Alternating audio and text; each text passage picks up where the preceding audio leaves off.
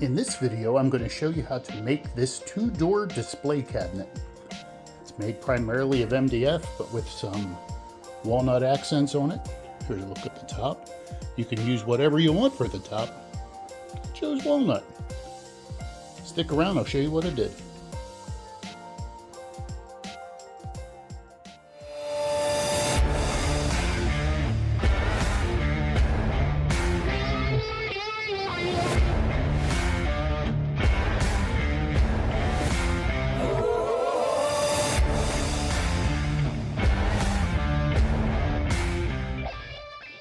So I'm breaking down the MDF for the display cabinet in my little shop here. So what I've done to make up, I've got these sleepers under here and the blade set just a little bit below the material.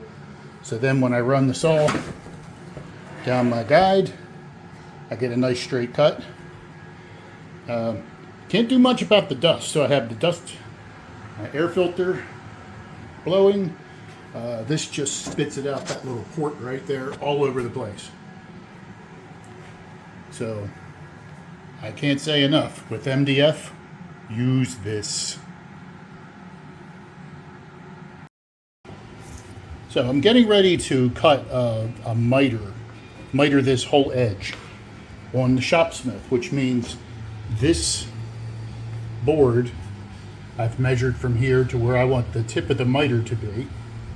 And on the Shopsmith, since the table turns and not the blade, that strip will ride on here. But with a panel this big, it gets a little unwieldy. So a tip, I've put a clamp on there that I will be able to use as a handle. We'll see how it works.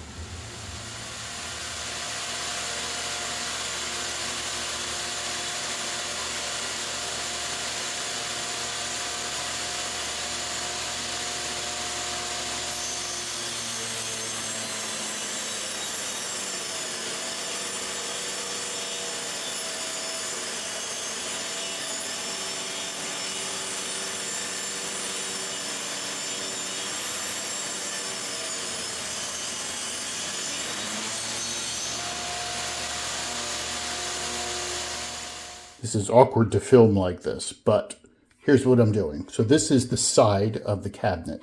This is the outside and this is the inside. You can probably see there's a miter. So here is the front piece, and I want that to lay on there like that. But to get a good joint, I want to use biscuits. And I set my biscuit joiner as such. So it kind of cuts what I would call a reverse into this thing, and I will show you how this works.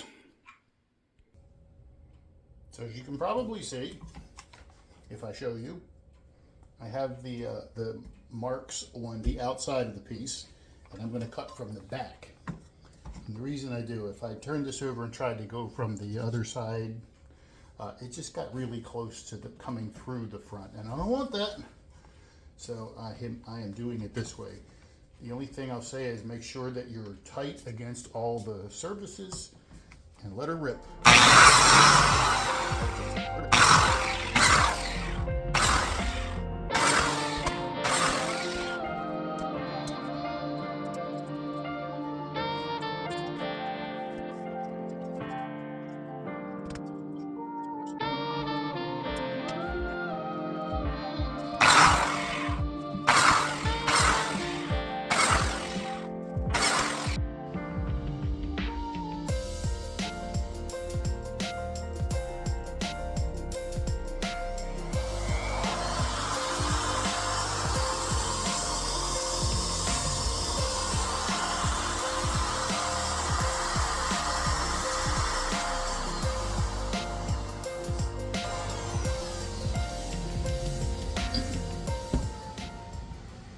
So I use this jig, which I've just made this enough that my router base will pass through it.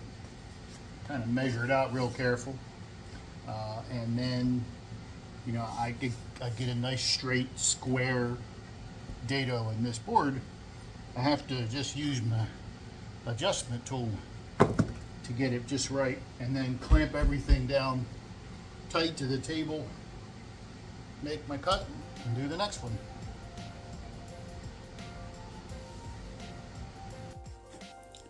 So I'm drilling for the shelf pins.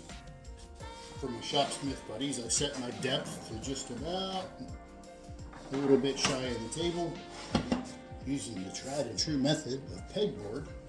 I drilled one hole and put a shelf pin in, and that keeps this in place. Set up my fence. Time to drill the rest. A challenge, but I got it. So I did this to measure that final width and the final depth of the shelf. Everything's stuck into its dados, ready to cut. Boot up the case of the display cabinet, and I feel like I have to explain what's going on here. So this is one of those glue everything up quickly and then get your clamps out. So remember, this corner is mitered and there were biscuits, so is the other corner. I cut the bottom shelf. Let's go around back. I cut the bottom shelf to the width I need. And by the time everything gets glued up, it's a challenge holding everything square. So this panel is, that corner is absolutely square. So I've just clamped this in place against this side to make sure this side is straight. And I check it with the square. And then once I have that side square, then I can work on this side. And I'm using this spacer block to kind of keep the distance with that little wedge to adjust. So now this side is square as well. And I'm checking where the door goes. And so that is dead on. And as I've said, so is the other side.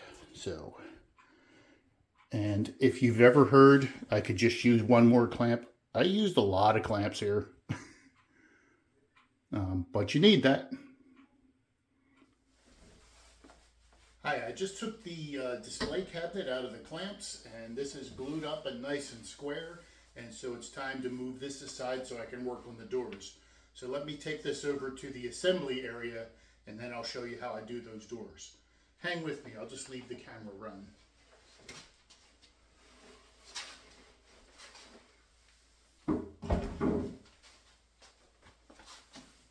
There.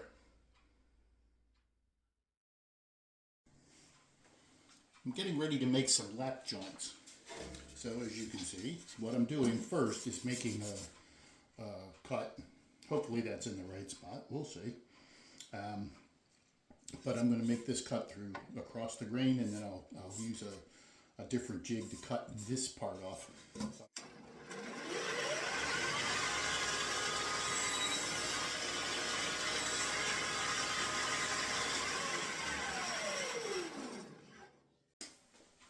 Couple things to point out here. So I want to cut this off so I can have the lap joint, but it's a pretty deep cut.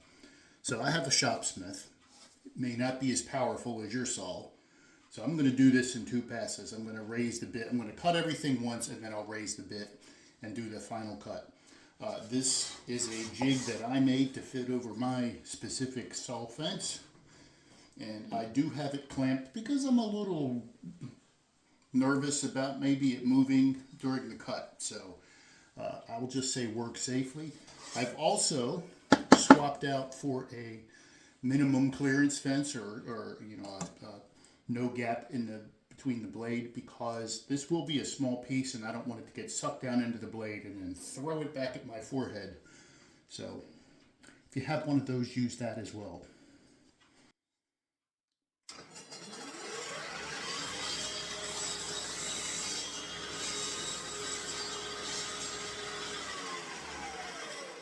So this will be the top frame of the display case. I'm making these, just a little cleaning up on these joints here, but these lap joints that will, when I put all, this is the wrong piece, but it'll make that frame.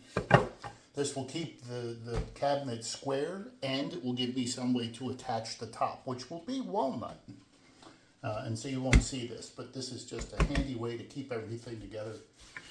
Just trying to get all the joints kind of finished up. They came out nice from the table saw, but a little bit of cleanup and they'll be good to go.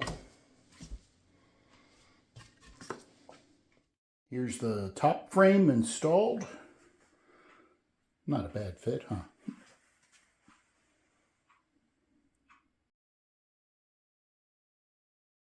Putting the pattern on the door fronts. So, terrible printout, but that's basically what they'll look like. Getting that transferred to that is a challenge, but I'm using my wonky compasses here. Okay, so I want to cut 2 doors exactly the same. So this is the pattern I came up with. I know it looks a little like the Millennium Falcon from there, but when you stand it up, it's got sort of a turtle design to it. It wouldn't be so bad if it looked like the Millennium Falcon, now would it? But anyway, what I'm doing, since I want to do 2 of these, and I want them to be identical.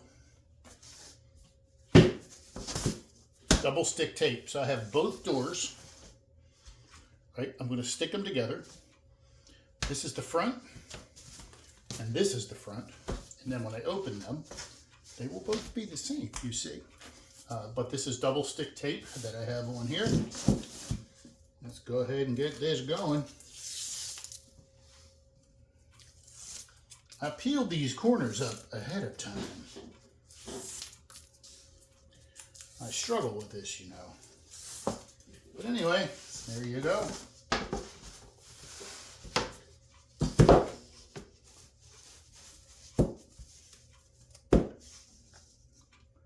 They are straight. And then I just stick them. I stick them.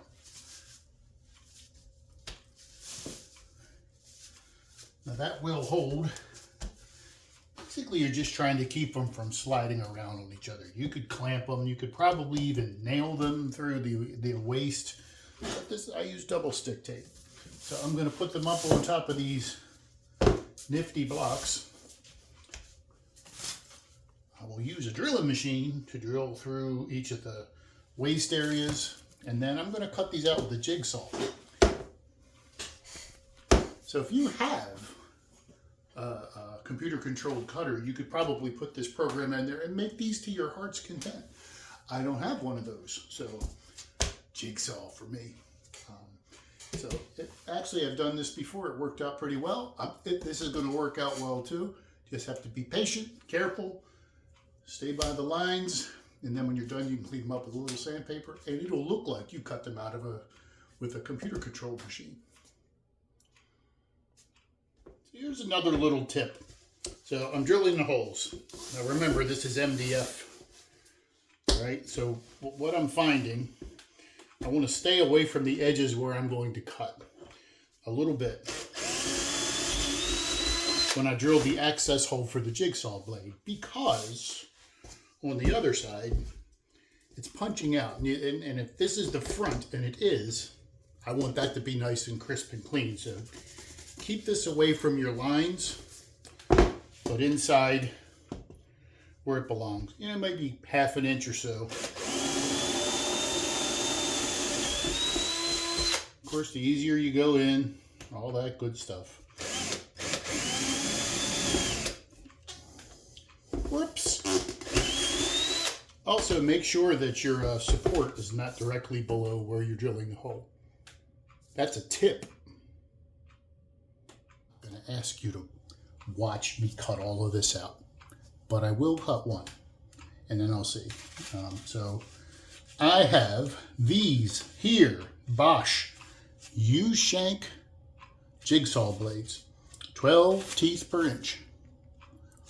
I like them because they make a nice smoothish cut. They're small, so they're maneuverable. They also bend easily if you jam them up.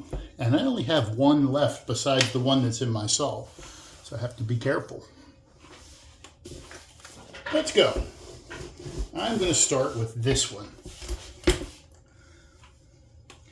So the other thing that I want to point out, I did make nice straight lines with the pencil. If you have multiple pieces that go across You're gonna have to make sure they're nice and straight. I may use a guide just because if I don't get that just straight, I'm gonna see how it goes, but if I don't get that just straight, it's gonna be very noticeable. But I'm gonna cut this one and I'll see.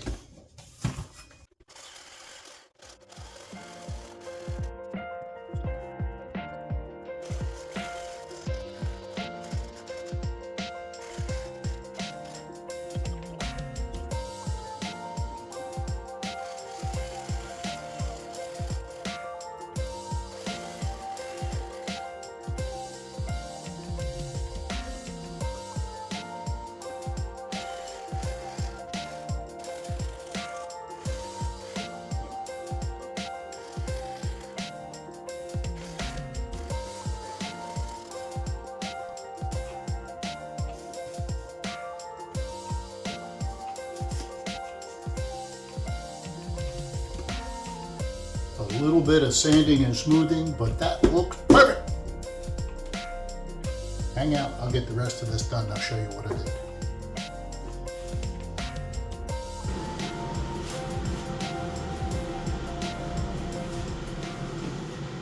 So here's the setup I had. It came out great. I used the jigsaw, but as you can tell, it made a lot of dust. Let's look at the scrap here. This is just what came out the bottom. I used my shop vac just riding alongside the blade as best I could. And just because extra light. You can't have too much light on this. It gets hard to see the lines. You know, the saw, as it's making dust, it's covering everything up. This is sucking some of it away. But still, it's nice to be able to see what you're doing. So anyway, these are basically done. I will sand these edges while they're together. I'll give them a little, you know, a little light round over here, take them apart, and they're basically done until I get ready to put the frames around them. A lot of sanding on this. So what I'm doing, just getting in there. Every surface that I can reach from this direction, and just getting to with a lot of hand sanding here. Taking the opportunity to, let's see, to get my edges straight. Removing the saw marks from the jigsaw and getting the flat pieces as flat as they can be.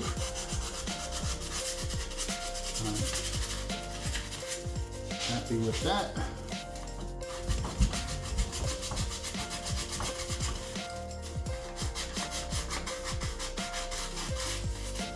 I think with this is where, let's see if I can do this, where these pieces, where these joints intersect, it's getting this to look good. So just pay attention to that where you can. I'm ready to flip this over, and so I will do that. I should have taken that off first.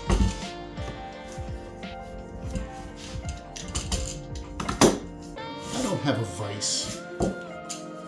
So here's where we are.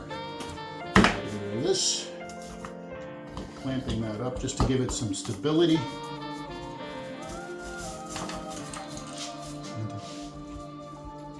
Keep things where I want them. I'm using a clamp as a stop on the end of the board here. That keeps it from going all the way back into my workbench. So some of these spots I've already done, and the others I'm just using very coarse grit. I think this is 80, this is 40 grit, just to kind of get the shape that I want. It cuts pretty quickly, and then once it's flat,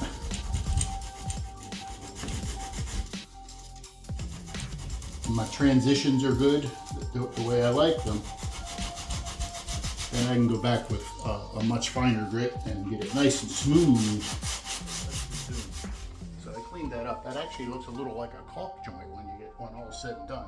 And since this is getting painted, it's fine.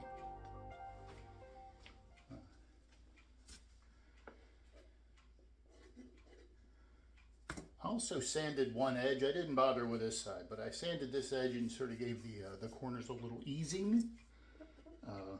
Worth knowing, you have to put that to the inside. Later on, I will cut the doors to size, and that will take care of the outside when I clean that up.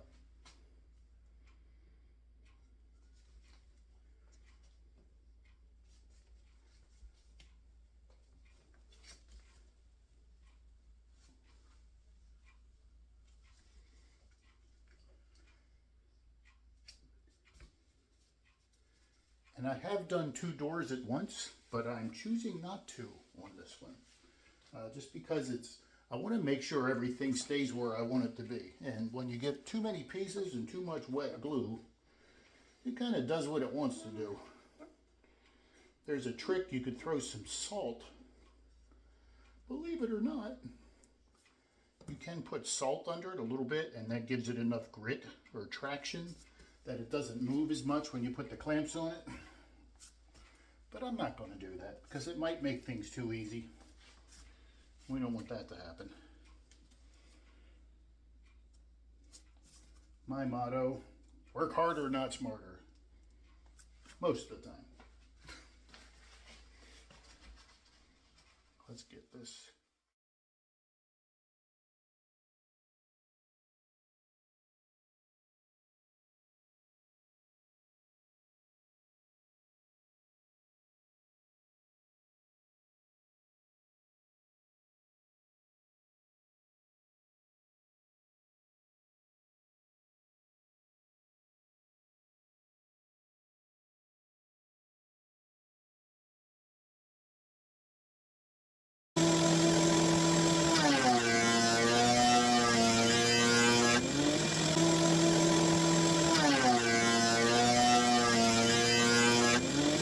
So what started out as the most crooked board of the batch, and I thought, I don't know how much of this I'll be able to use. I glued up the top for the display cabinet, and rather than bore you with me watching me set up all these stupid clamps, I thought I'd just share a couple of things. So when I jointed the edges, you see I marked these so I know what orientation the boards will be in. I always do one face against the fence of the joiner. So standing up to do the edge, one face against and the adjoining face away. And that way, if there's any discrepancy in the alignment of the blade, it'll cancel out to a degree and give you a flat square joint. Now the other thing, the boards were a little bit crooked, so I tried to line them up as best I could. But what you end up with, sorry for the motion here, you know, the boards could do something like that. So it depends where you clamp it up.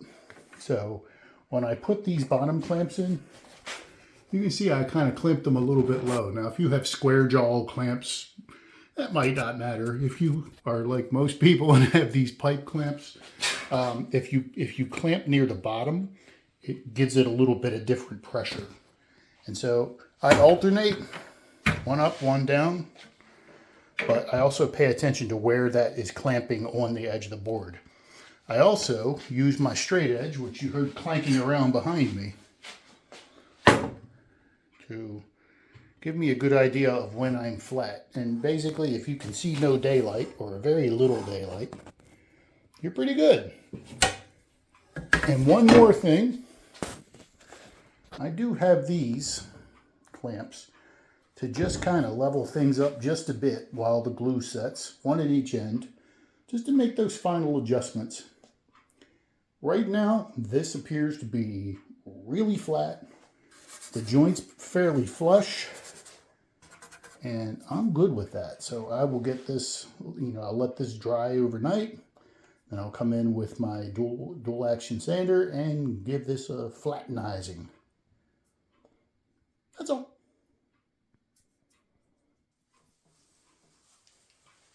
So here I have the top for the cabinet. I've checked it for flatness. It's actually pretty darn good. So I'm just really leveling the surfaces because it's 2 pieces glued together. It never comes out perfect. I'm going to cut it down with my trusty belt sander. I would use the 20-inch planer, except I don't have one. So this is the next best thing. I'm just being careful with this because it's pretty close to where it needs to be. I have a couple of spots, like right here, just a little bit of a ridge. I'm going to get it a little bit closer, then I'll switch to a dual orbit or dual action sander. I have a little bit of a here that I'm going to fill with some glue and then sand. And that'll be that. I'm going to turn on the air filter, put my mask back on, and you won't be able to hear a thing.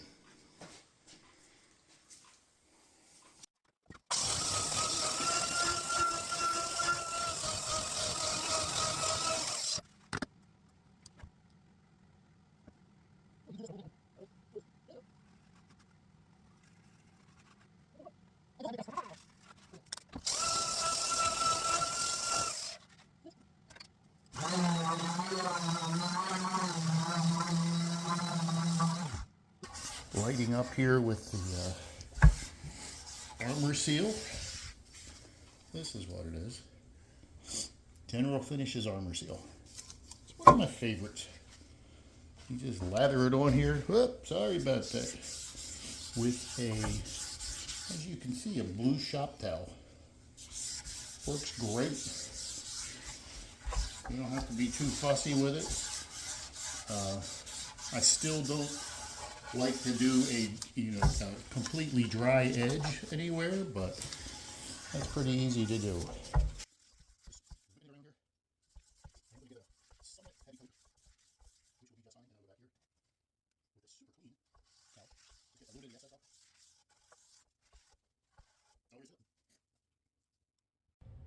So much fun finishing these projects in such a tiny shop.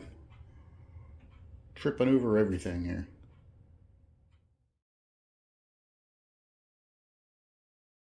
So yeah, I found these spacers that I can use. They're cheap. They only cost $0.25 a piece, but they are reusable. And so I just taped them in place. That's going to give me a little bit of a gap at the bottom of the door, so when I screw the hinges in, it'll be somewhat where I want it to be.